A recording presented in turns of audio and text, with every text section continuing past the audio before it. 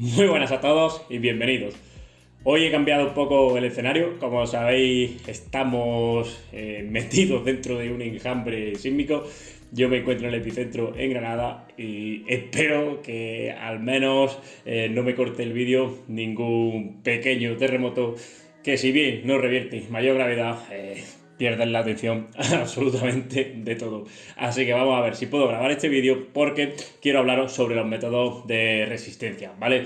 Los métodos de resistencia que a veces, o de entrenamiento de resistencia, que a veces pueden dejar lugar a dudas y que, como siempre en la ciencia del deporte, la nomenclatura, las clasificaciones, las distintas formas de entender una cosa nos dejan ciertos vacíos legales, por decirlo de alguna forma, que no nos aclaran a veces las cosas. Por lo tanto, yo os voy a explicar cuál es para mí la clasificación más básica de estos métodos a lo que nos podemos atender, pero obviamente quizá pueda que haya otra forma de llamarlo y puede que haya también más formas de verlo. No obstante, como decía, yo tengo por aquí apuntado en un esquema lo que creo que es más característico y que va a determinar que hablemos de una cosa u otra, ¿vale? Así que, dicho esto, y si nos lo permite la tierra debajo de nosotros, vamos al lío. Bien, dentro de la carrera o el ciclismo enfocado al entrenamiento tradicional de resistencia, nos vamos a encontrar con métodos continuos y métodos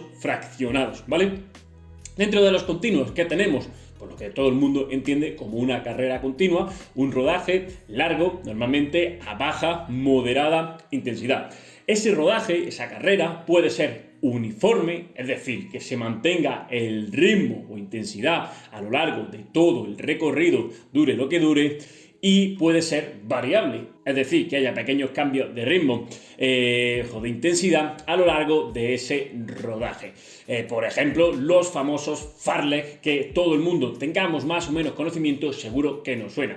El fartlek natural, de que me voy al campo y según lo que me encuentre, pues voy a cambiar la intensidad o los ritmos, puesto que tendré que subir una cuesta, luego bajarla, el terreno se allanará, coger una pequeña pendiente, me encontraré piedras, etcétera, etcétera. O podemos hacer igualmente juegos de carreras en un terreno determinado. Por ejemplo, una pista de atletismo, una vuelta rodando, media vuelta a un ritmo mayor, luego 5 minutos a un ritmo medio, etcétera, etcétera. Todo ello busca un desarrollo de lo que conocemos como la capacidad aeróbica de base, de ese acúmulo de volumen a media, baja intensidad, lo que podríamos entender por un 70% de la frecuencia cardíaca máxima, y que, como os digo, pues va a permitir todo el desarrollo de ese metabolismo oxidativo, de la angiogénesis, desarrollo de vaso sanguíneo, adaptaciones centrales que conocemos como el engrosamiento o el agrandamiento del volumen del tamaño del corazón, etcétera, etcétera. Y por supuesto, pues también determinados parámetros relacionados con el transporte de la sangre hacia los músculos mejorarán, ¿vale? En definitiva, lo podemos centrar en los factores centrales, aunque todo obviamente tiene incidencia en cada uno en mayor o menor medida.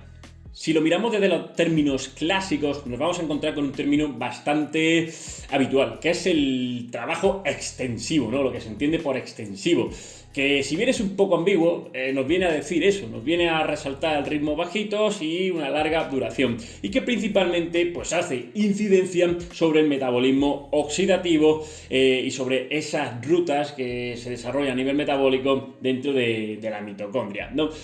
Así que es más sencillo, digamos que sería más exacto clasificarlo, el entrenamiento, en base a qué parte del metabolismo está estimulando. Dicho esto, podríamos considerar en esos métodos continuos también quizá el trabajo a umbral, los rodajes a umbrales, los tempo run que podemos conocer también en la literatura inglesa, que son métodos continuos pero que no podemos obtener tanto tiempo más allá de media hora, la gente que no está muy entrenada, y quizá una hora para el deportista que está más entrenado. Hablaríamos pues del ritmo de media maratón o de maratón para una persona élite que es capaz mentalmente de aguantar un ritmo muy fuerte, y ya no solo mentalmente, sino físicamente, porque su sistema metabólico, como decimos, es bastante flexible y tolera determinadas cargas o intensidades. Eso lo situamos en la teoría aproximadamente a los 4 milimoles de lactato como punto de corte estándar para entendernos, pero realmente es muy variable en función de las características de cada sujeto. Por lo tanto, no hay un punto de lactato que nos indique dónde podemos situar la carrera umbral y el umbral anaeróbico que llamamos.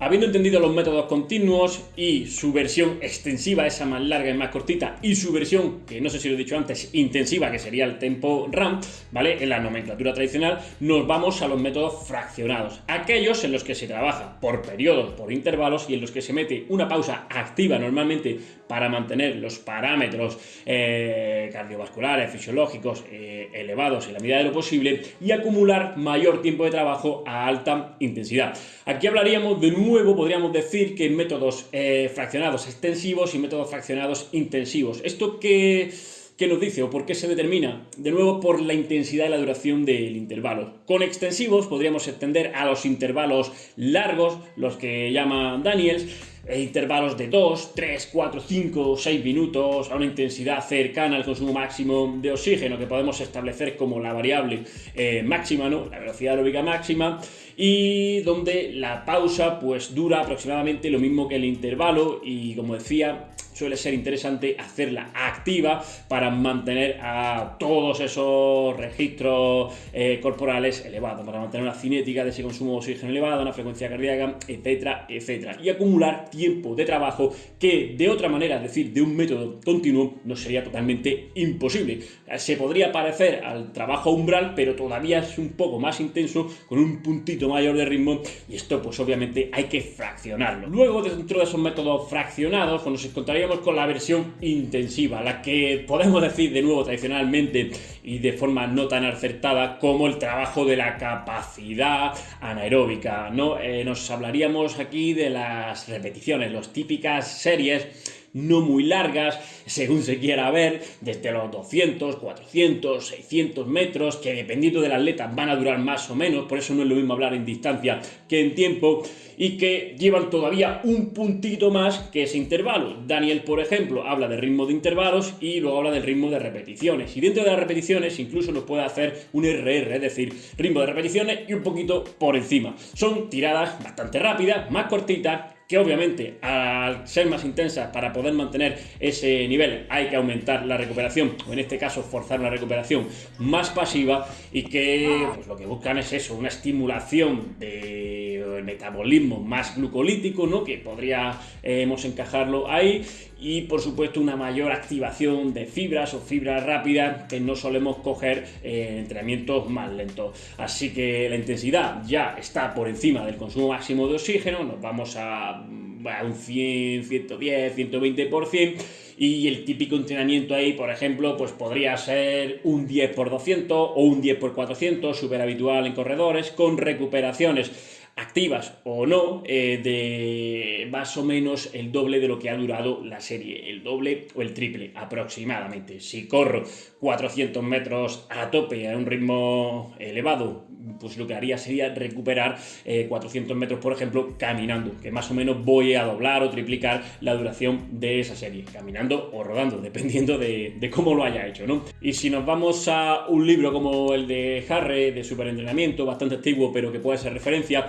pues quizá encontremos términos como métodos interválicos de media, corta y larga duración, pues que básicamente lo que está haciendo es clasificar de nuevo los tipos de intervalos que podemos trabajar más o menos, ¿no? Y podemos asociarlo de nuevo a ese metabolismo glucolítico, a esa llamada tradicionalmente potencia y capacidad anaeróbica, etcétera, etcétera. Repito que en este tipo de trabajo las pausas, pues dependiendo del intervalo como haya sido y dependiendo del criterio del entrenador, van a ser activas o pasivas. Interesa que sean activas normalmente para facilitar ese retorno venoso del que hablábamos antes y que el corazón se esté llenando o se mantenga lleno continuamente y por lo tanto produzca esa dilatación, esa adaptación a nivel central.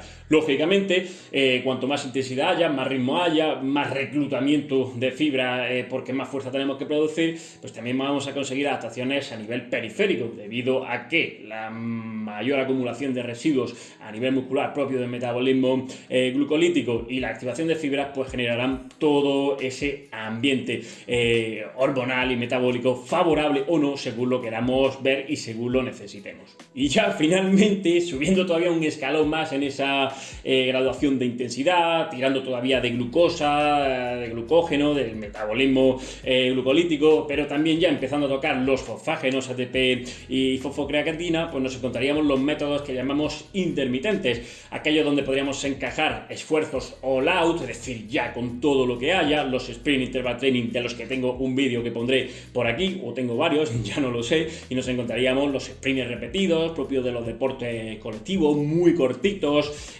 con pausas cortas también, que vamos a poder mantener la intensidad o no según gestionemos esa pausa. Y pues repito de nuevo, los sprint interval training, que son esfuerzos un poco más largos que los sprints repetidos. Ya no hablamos de esfuerzos de 4 a 6 segundos, sino que estamos hablando de 20 a 30 segundos según la capacidad de cada uno, y que obviamente para trabajar 20 o 30 segundos a esa intensidad, pues sí que vamos a tener que abrir mucho la pausa, 2, 3, 4 minutos completa, para poder repetir otro esfuerzo mayor. Quizá esto no lo podríamos considerar dentro de la resistencia, porque, como decía, realmente lo que estamos haciendo son esfuerzos tradicionalmente anaeróbicos, con mucha fuerza, con mucha velocidad, y que no nos están estresando continuamente a nivel cardiovascular, pero que sí que tienen cabida dentro de la preparación del deporte de resistencia. Y como ya os digo, os lo he explicado en otro vídeo, ¿por qué? Porque van a generar una respuesta metabólica y molecular muy interesante a nivel mitocondrial, y porque por supuesto nos permiten activar un pool de fibras que no tocamos habitualmente, ¿vale?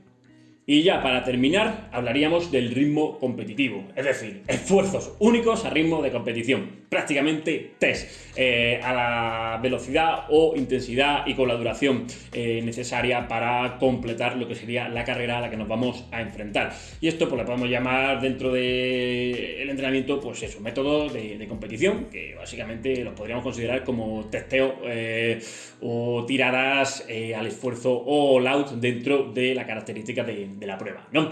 Así que esto creo que es todo. Os resumo: métodos continuos, métodos fraccionados, métodos intermitentes. Tenemos un continuum de intensidad que sube y que nos va a determinar qué vía energética vamos a utilizar, ¿vale? Si vamos a ir a un metabolismo que podemos conocer como oxidativo, fosforilación oxidativa, cadena de transporte de electrones, etcétera, etcétera, dentro de la mitocondria. Si nos vamos a ir al citosol con un trabajo más glucolítico, tirando de glucosa y glucógeno, o si nos vamos a fosfágeno, ATP y fosfocreatina.